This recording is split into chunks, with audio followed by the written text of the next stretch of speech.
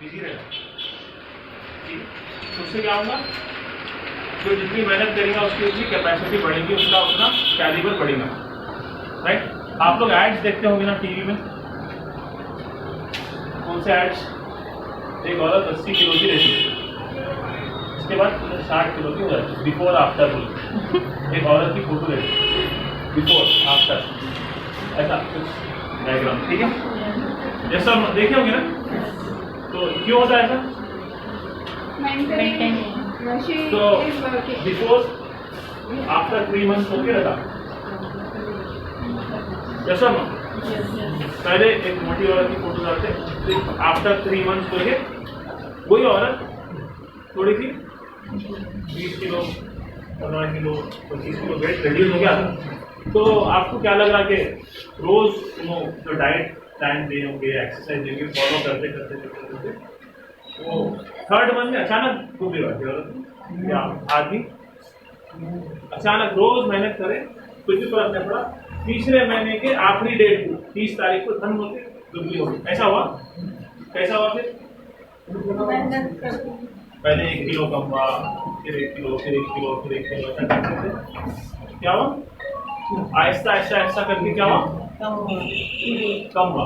तो यानी हर दिन इम्पोर्टेंट है। पहले महीने का पहला दिन इम्पोर्टेंट था, पहले महीने का 2nd day, 3rd day, 4th day, ये सारी चीजें क्या थी? इम्पोर्टेंट थी। अगर वो नहीं होती तो 3rd मंथ में वो रिजल्ट आता नहीं आता ना। तो अपने को 3 महीने के बाद करना है, तो हर दिन इम्पोर्टेंट रहेगा, हर दिन कोशिश करेंगे तो बच्चे के अंदर क्या होगा? कॉन्फिडेंस इंशाल्लाह बिल्ड होगा, उनके अंदर कैलिबर पैदा होगा, और लोग मेहनत करें तो इंशाल्लाह वो आएगा नहीं जाएगा। ठीक है? तो हम लोग ये टाइम टेबल में देखें कि ये चीजें करना है।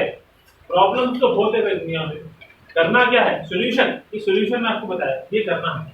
अब आप ये सोल्यूशन देखिए, आपको क्या लगता है ये फॉलो करने से फायदा होगा? ये मैं आपको बोल रहा हूँ, मेरे पिछले 10-11 साल का तजुर्बा है, ठीक है? और ये टाइम टेबल हम तकरीबन 5-6 साल से बच्चों को दे रहे हैं। मेरे पास बहुत ऐसे केसेस आते हैं, लास्ट में 1 साल पहले 2 साल पहले केस आया था, एक अनोखी कंप्लेन है मेरे पास। कंप्लेन क्या है मालूम? एक मदर है मेरे से मिलने, उनके 2 बेटियां थे 10th क्लास में एक साथ। उन्होंने आगे ये बोले कि सर आप इन लोगों को समझाओ, लोग सो रहे नहीं। क्या बोले? आप प्लीज आप इनको बोलो। उन्होंने ये बोले कि सर बोलिए खत्म, अब हम फॉलो करते। मैं 4 बजे उठ रहा तो 3 बजे उठ रहे बच्चे, मैं 10 बजे सो रहा तो 12 बजे सो रहे थे बच्चे। सर जरा आप समझो। इतनी प्यारी कंप्लेन हमेशा नहीं आती। कंप्लेन ये थी कि सर इनकी तबीयत खराब हो जाती, इतना सो रहे कम, बस बुक्स नहीं होती। बच्चे टॉपर निकले, टॉपर निकले बच्चे। क्यों? मैं जो बोला वो तो फॉलो करे, बल्कि उससे भी ज्यादा। फिर मैं उनको समझाया, फिर उनको बच्चों को 15-20 मिनट आधा घंटा समझाना पड़ा कि सोना क्यों जरूरी है, ऐसा क्यों जरूरी है, खाना क्यों जरूरी है। तो समझाया था जब देखो ये टाइम टेबल का है, नहीं तो उससे भी एडवांस 4 बजे बोले तो 3 बजे उठाएंगे,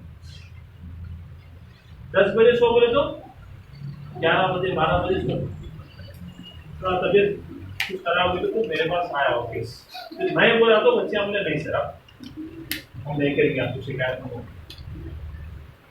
तो ये जो भी फॉलो करा पिछले 10 साल से अल्हम्दुलिल्लाह जो भी फॉलो किया है, अल्हम्दुलिल्लाह क्या हुआ? बेहतरीन रिजल्ट है, बेहतरीन रिजल्ट, बेहतरीन रिजल्ट। अब ये नहीं करके आएंगे तो इसकी गारंटी नहीं, ये करेंगे तो गारंटी है। ये करेंगे ईमानदारी से, अल्लाह को हाजिर और नाजिर रखते हुए करेंगे तो गारंटी है पास, बल्कि बहुत जबरदस्त रिजल्ट है। पास तो होंगे इंशाल्लाह, ठीक है? और जबरदस्त रिजल्ट है। अब आपको ये चीज़ें करने के हैं, लेकिन आपको मालूम है कि कोई भी मकसद हासिल करने के लिए 2 चीज़ें होना, कुछ चीज़ें करना है और कुछ चीज़ों से बचना है, तो मकसद हासिल होगा। समझ गया? तो अब हम देख लेंगे क्या करना है, अब क्या नहीं करना है वो भी देख लेंगे, ठीक है? सबसे इम्पोर्टेंट काम जो नहीं करने का है वो क्या है? आप लोग बोलो। टीवी और मोबाइल। आज के सबसे बड़े दुश्मन टीवी, मोबाइल, इंटरनेट। मानते इस बात को?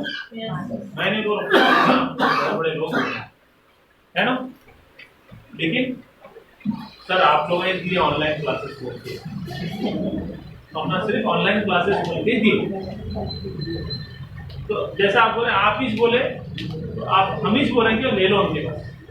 इसीलिए आपको मालूम है गवर्नमेंट 1 फरवरी से 10 को शुरू करेगी ऑफलाइन क्लास। कब से? आपके बच्चे कब से पढ़ रहे हैं? सितंबर से पढ़ रहे हैं। मैं गवर्नमेंट के अगेंस्ट जाके काम करता हूँ कुछ। क्यों?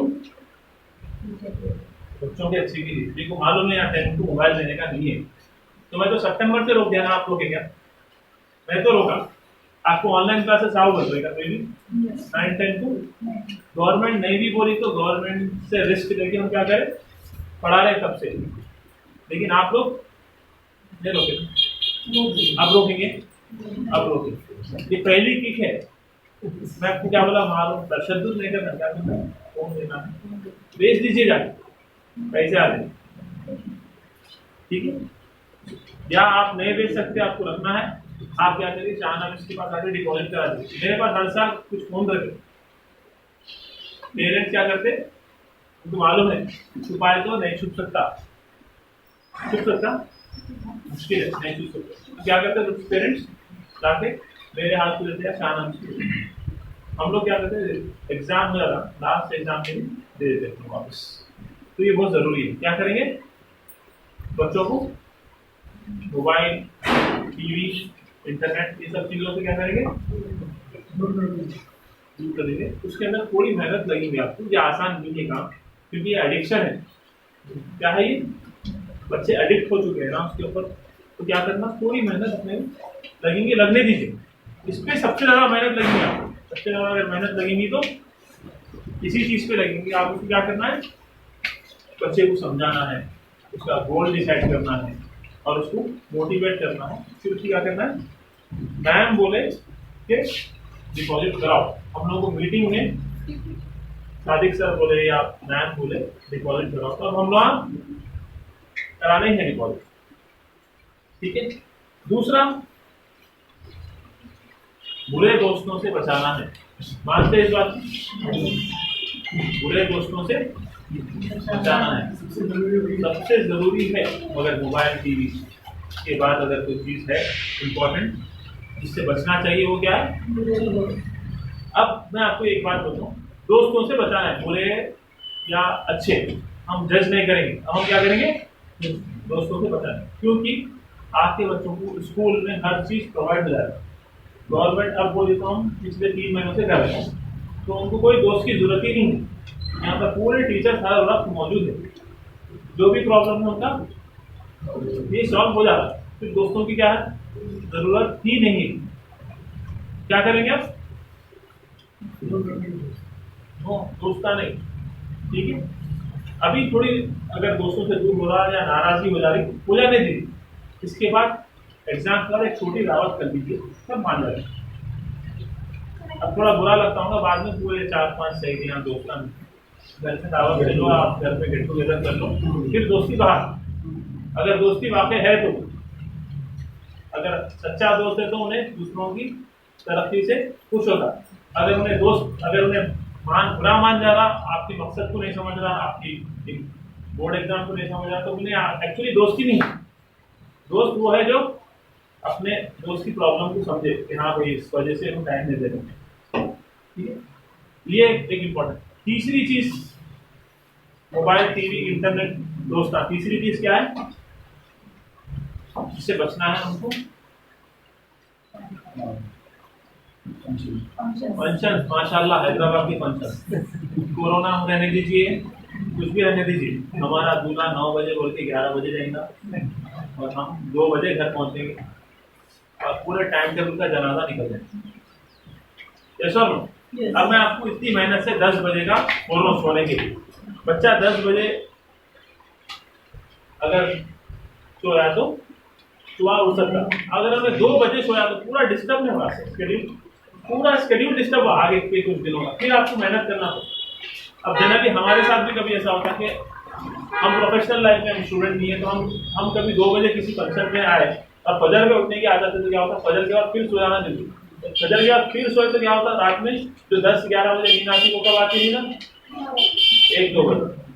मैं जनरली ट्रैक्स पे आने के वास्ते क्या करता हूँ कि आप लेट उठे तो भी जल्दी सोने की कोशिश करता हूँ। फिर दूसरे दिन अगर मतलब उस दिन अगर नींद लेट भी आई 2 बजे, फिर दूसरे दिन 2 बजे या 1 बजे सोए हैं तो क्या करता हूँ मैं फिर फजर में उठ के नहीं सोता हूँ। एक दिन पूरा सर में दर्द रहता, तकलीफ रहती, एक चाय एक्स्ट्रा पी लेता हूँ, लेकिन क्या होता फिर फजर में उठ के नहीं सोए तो क्या होता फिर रात में नींद बराबर आती, फिर रात में नींद बराबर आए तो फिर फजर में उठ सकते हैं, हम ताजुद में उठ सकते। तो ये स्ट्रगल करना पड़ता है, ये दावतों में ये नहीं होता। दावतों में तो क्या होता पूरा शेड्यूल चेंज होता है। फिर फर्स्ट आप सिर्फ एक दावत में लेके जाना बच्चों, कौन सी दावत नहीं, शादी या वलीमा की बोलो मैं आपको, छठी छिंदे मोमोज का रसम मंजे, ये तो सोचना भी नहीं इसके बारे में, आप भी नहीं जाना, कौन सी भी किताब में लिखे हुआ नहीं है, समझा। निकाह आसान करो है अपने पास, ये उल्टा सब पूरा उल्टा चक्कर सदा हो, हम दूसरी दौड़ में रह गए, वो अलग टॉपिक है। जी हाँ, ये अननेसेसरी टाइम वेस्ट की चीजों में मुसलमान बहुत आगे है। शरीयत का एक उसूल याद रख लीजिए, वो काम करो जिसमें या तो दीन का फायदा है या दुनिया का फायदा है, इसके अलावा सब चीजें क्या है फजूल में आती है। फजूल जो चीज से दुनिया का फायदा नहीं हो रहा ना आखिरत का फायदा हो रहा, वो क्या है फजूल है। अब हमारे शादी के महफिलें फजूल नहीं है तो क्या है बताइए, है ना। आप जॉब कर रहे हैं, बिजनेस कर रहे हैं, इसमें दुनिया का फायदा है, ये अलाउड है इस्लाम में। या आप जाके नमाज पढ़ रहे हैं, इज्तिमा में जा रहे हैं, बयान कर रहे हैं, खुद कर रहे हैं या सुन रहे हैं, तो ये क्या हो गया जिक्र कर रहे हैं, दुरूद पढ़ रहे हैं, कुरान पढ़ रहे हैं, क्या है दीन का फायदा। तो इस काम है अपने पास, तीसरा काम नहीं है इस्लाम में। तीसरा काम कौन से काम है, या तो आप दोनों बैलेंस लेके चलना है, दोनों भी करना है, दोनों अलाउड है। हलाल कमाई कर रहे हैं, जॉब बिजनेस सर्विस जो भी कर रहे हैं अलाउड है, या ये अलाउड है दीनी काम। इसका काम ही नहीं है फजूल, ठीक है। तो ऐसी शादी में जाना है जहां अगर आपका बच्चा नहीं गया तो दुल्हन या दूल्हा उतर के बोलना मैं शादी नहीं करूँ। है ऐसी कोई शादी? अगर ऐसी है तो जाना, मैं परमिशन दे रहा हूँ। है ऐसी कोई शादी? अरे इनका बच्चा नहीं आया, इनकी बच्ची नहीं आई, अब दूल्हा बोला बच्चा है तो मैं नहीं करता आप शादी, तो कैसा नहीं है। या दुल्हन उतर जा रही स्टेज पे, नहीं नहीं नहीं इन आए तो मैं कुबूले बोलूंगी, होता ऐसा? ऐसा होने वाला नहीं है। सबका भाई ने भी क्या करता शादी में क्या करता, ये है दुनिया, ठीक है। अब और खुदा ना खास्ता आपका बच्चा फेल हो गया या कम मार्क्स आए तो सबसे पहले तनकीद कौन करेगा, वो दूल्हा दुल्हन ही करेगी। क्या दुल्हन थी नाश्ते की शादी में कहीं को ऐसे नहीं, तो ऐसी कोई शादी है तो जाइए, वरना मत जाइए। अगर आपका जाना जरूरी है, बार बार मैं समझ सकता हूँ कि रिश्तेदारी के नाजुक मसले जाना पड़ता है, लेकिन बच्चों को लेके जाते बच्चों को घर पे रख दीजिए। अच्छा फिर शादी सिर्फ शादी थोड़ी होती है, तैयार होने अगर लड़की है तो 4 घंटे खराब, शादी में जाने से पहले बोलो ना। अच्छा फिर मेहंदी लगाते, ब्यूटी पार्लर खराब, पढ़ाई से दूर ना होती, पूरा टाइम टेबल हमारा क्या होगा खराब, गरम गरम होना चाहिए।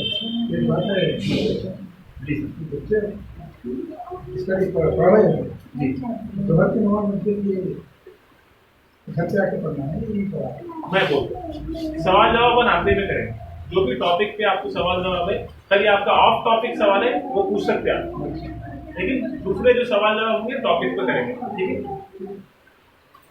दूसरा क्या है, ग्रुप स्टडीज नहीं कराना है हमें, ग्रुप स्टडीज की जरूरत ही नहीं है, ग्रुप स्टडीज में टाइम वेस्ट ज्यादा होता, नो ग्रुप स्टडीज, ठीक है।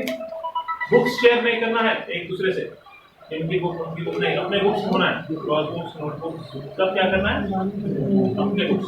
और इंशाल्लाह सब्जेक्ट वाइज हम लोग प्रैक्टिस बुक्स बनाने का बोले हैं बच्चों को, वो आप बुक्स लेके खरीद के दीजिए उनको। नोटबुक्स प्रैक्टिस के लिए बहुत जरूरी है, आप वो लेके दीजिए बच्चों को। आपको बच्चे बोलेंगे कि ये नोटबुक हमारे 20 रुपये 25 रुपये की लॉन्ग बुक है, वो खरीदिए। अब एक बात बोलता हूँ, जितना अच्छा प्रैक्टिस करेंगे ना उतना अच्छा उनके अंदर, क्योंकि जाके फाइनल एग्जाम में लिखना क्या है, लिखना है ना। अब देखिए आप 5.5 घंटे की चीज 3.25 घंटे में करना है, तो उनकी राइटिंग स्पीड बढ़ाना है नहीं बढ़ाना, राइटिंग स्पीड बढ़ना है ना। तो क्योंकि लिखना है तो क्या करेंगे, प्रैक्टिस अभी से हम करेंगे ज़्यादा। हम लोग डेली टेस्ट दे रहे हैं राइट, तो अब क्या करना है, बुक्स ज्यादा लगेंगे। तब पेरेंट्स आगे बोलते हैं अरे कहीं से एक बुक मंगा रहे, हम हमारे वास्ते नहीं मंगा रहे, खुदा की कसम एक भी बुक हम हमारे पर्सनल यूज से नहीं मंगा रहे, आपकी बुक आपके बच्चा यूज करे।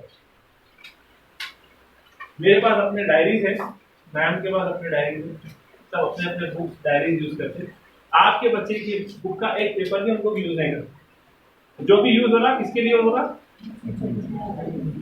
और आपको एक बात बता दूं, पढ़ाई उसको हम एक्सपेंस में गिनते, खर्चा, पढ़ाई खर्चा है, इन्वेस्टमेंट। दुनिया में वही लोग तरक्की करते हैं जो अपने आंखों के ऊपर इन्वेस्ट करते हैं, आंखों के नीचे इन्वेस्ट करने जो खर्चा है वो खर्चा है। आंखों के ऊपर क्या है, ब्रेन, ब्रेन में इन्वेस्ट जो करता नहीं, वो इन्वेस्टमेंट है, वो तरक्की का रास्ता है, समझे आप। और आंखों के नीचे क्या है, कपड़े सब जो भी अपन, वो क्या है, वो खर्चा है।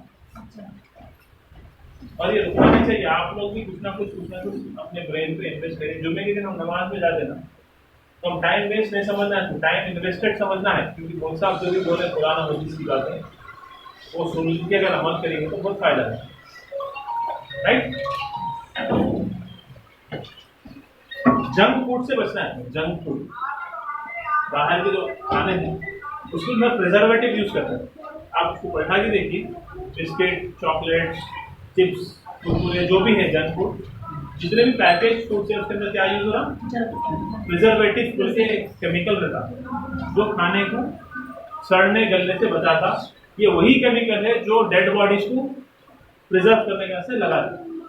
किसी का इंतकाल हो गया तो गवर्नमेंट हॉस्पिटल में इधर उधर क्या करते, बॉडी को हैंड ओवर करने से, कोई मर्डर केस है या कोई भी केस है, क्या करते, बॉडी को प्रिजर्व करने का से लगाते। उसका केमिकल का नाम क्या है, प्रिजर्वेटिव।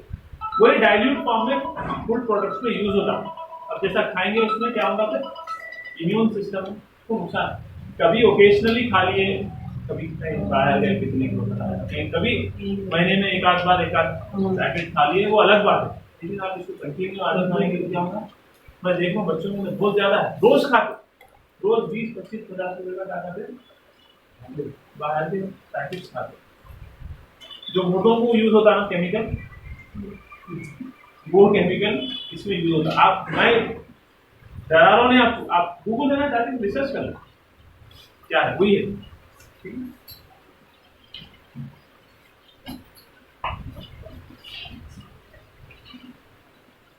और प्लीज आप क्या करिए, रेगुलर भेजा करें। एक दिन एब्सेंट होना 10 दिन का नुकसान है। एक दिन फॉर एग्जाम्पल आज कोई चैप्टर शुरू हो रहा मैथ्स या साइंस, वो एक दिन मिस हो गया समझिए आप, वो चैप्टर जितने भी दिन चलेगा उतना हमको थोड़ा सा समझ में कम आएगा दूसरों के मुकाबले। तो एक दिन इम्पोर्टेंट है, हर दिन इम्पोर्टेंट है। बच्चों को रेगुलर दीजिए। संडे क्लासेस को भी आप बर्डन मत समझिए, संडे क्लासेस भी कभी भी एरा होता है, ये संडे नहीं है क्लास, कभी भी होगा, आप क्या करना है, उसको देखना है। प्लीज आपको कुर्बानी देना पड़ेगा, राइट। और जो है इम्पोर्टेंट ये है कि बच्चों को अप्रिशिएट करना सीखें। क्या करना सीखें, तारीफ करिए बच्चों की। हम यहाँ बहुत कंजूसी करते, जिससे पैसे रखते, क्या तारीफ करने में पैसे हैं। अब आप सोचिए, बच्चों को अगर तारीफ की जाए, आपकी कोई तारीफ करे तो कैसा लगता है, अच्छा लगता है। तो बच्चों को भी अच्छा है, बच्चे स्कूल से आते हैं, मेरा बच्चा आ गया माशाल्लाह, चलो खाना खा लो। अब आते जनरली क्या होता, आ गए तुम, चलो सीधा जगह पे रखो, वो करो, ये करो, अरे क्या है। अब जैसा एक बहू किचन से निकलते स्टार्ट बोले हाँ हो गया काम तुम्हारा, हाँ वो करे तुम, वो करे नहीं। मैं इतनी मेहनत करके निकली किचन में से, तो तारीफ होना कम से कम, क्या है तो ऑर्डरिंग दूसरी चीजें तो नहीं होना। क्या हो रहा, अगर वही आपकी सास बोले अरे बेटा हो गया माशाल्लाह क्या पकाई थी आज, हम ये बनाए, हाँ माशाल्लाह मजेगा बना दे तो हमेशा, आज भी अच्छे बनाए, कैसा होता है दिन। इंसान को कुछ भी नहीं होना, पैसे से खुशी मिलती है, अच्छी बात से खुशी मिलती नहीं। इसीलिए हुजूर सल्लल्लाहु अलैहि वसल्लम बोले कि अपनी जबान को मुल्की रखो। बोले हम क्या करते हैं, शौहर घर में आते आ गए आप, आते से दो बोल अच्छे बोलो आप, मतलब पूरी दिन की थकन उतर जाती।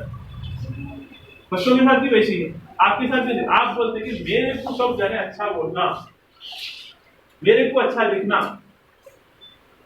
और मैं किसी को बोले तो नहीं होता। आप सामने वाले की तकलीफ को फील करना वो इम्पोर्टेंट है, और इस्लाम हमको वही सिखाता। इस्लाम जो है एहसास करना सिखाता है। हुजूर सल्लल्लाहु अलैहि वसल्लम की एक हदीस है, इसकी वजह से काफी लोग मुसलमान हुए, एक हदीस की वजह से था। एक बार क्या हुआ, एक सहाबी का बेटा घूम गया, अब उनको पूरा ढूंढन नहीं मिल रहा। अब वो सहाबा की आदत थी कि कुछ भी प्रॉब्लम रहा तो हुजूर के पास आते, क्या रसूल मेरा बेटा नहीं मिला। हुजूर सल्लल्लाहु अलैहि वसल्लम बोले कि फलानी जगह जाके देखो इंशाल्लाह मिल जाएगा। अब वो उठ के जाने लगे, तो हुजूर सल्लल्लाहु अलैहि वसल्लम रोके उनको, बोले कि जब तुम जाएंगे वहां पर, तुम जाके मेरा बेटा बोलते नहीं बोलना, उसके नाम को बुलाना, अलग लेके उससे प्यार करना, मतलब बेटा तुम्हारा तो क्या था सबके था, तो जान से देखो उसकी वजह क्या है, क्यों ऐसा करे, क्यों ऐसा बोले। अब मेरा बेटा मिलेगा तो मेरे को जाहिर सी बात है मोहब्बत आएंगी उसके ऊपर, मैं गले लगाऊंगा। तो बोले कि वहाँ पर कुछ यतीम बच्चे भी होंगे, कुछ यतीम बच्चे भी होंगे, तो अगर तुम जो है उनके सामने अपने बच्चे को मोहब्बत देंगे तो उनको अपने माँ बाप की याद आएंगे और उनका दिल दुखी होगा। ये हदीस होते कई लोग मुसलमान हुए, और हम क्या करते हैं, हम एक दूसरे का एहसास नहीं करते। हमारे पास क्या है अपना, हम सेल्फिश हो गए, मानते इस बात, दुनिया बहुत सेल्फिश हो गई। हम क्या बोलते, हमारे को अच्छा बोलना, हम उसको किसको भी कुछ भी बोल देंगे। ये एक दूसरे का एहसास का जज्बा खत्म हो गया। हम इनको ऐसा बोलेंगे तो उनको क्या फील करेंगे। इवन हुजूर सल्लल्लाहु अलैहि वसल्लम बोले थे अगर बेवा औरत है आपके सामने, आपकी बीवी के साथ आप मोहब्बत से बात मत करो। अगर बेवा औरत है, कहीं जाते हैं कोई बेवा औरत है, तलाकशुदा है, उसके सामने अपनी बीवी से मोहब्बत का इजहार मत करो बोले हुजूर सल्लल्लाहु अलैहि वसल्लम। ये चीज़ों से इस्लाम फैलाता है, और ये चीज़ों के जरिए कई एक जो है दीन ऐसा है जो दूसरों का एहसास करना सिखा रहा। कितना बड़ा दीन होगा, ये चीज़ें हम सीखते नहीं, हमको मालूम नहीं है। हमको सिर्फ नमाज रोजा दिखावे की चीजें मालूम है, अच्छा ये करना है फर्ज है, मैं ये नहीं बोलूँ, लेकिन ये करके अपन दूसरे चीजों को, दूसरों के जो है जज्बात को मजबूर करते रहेंगे या दूसरों के जज्बात की धज्जियां उड़ाते रहेंगे तो ना आपकी नमाज कबूल है ना रोजे कबूल, ये बात याद रखना। तो बच्चों के साथ कैसा रहना है, उनको अच्छा फील कराना है। एक टॉपिक में आपको बोल के खत्म कर रहा हूँ, setting up of high expectation. क्या है हाई एक्सपेक्टेशन?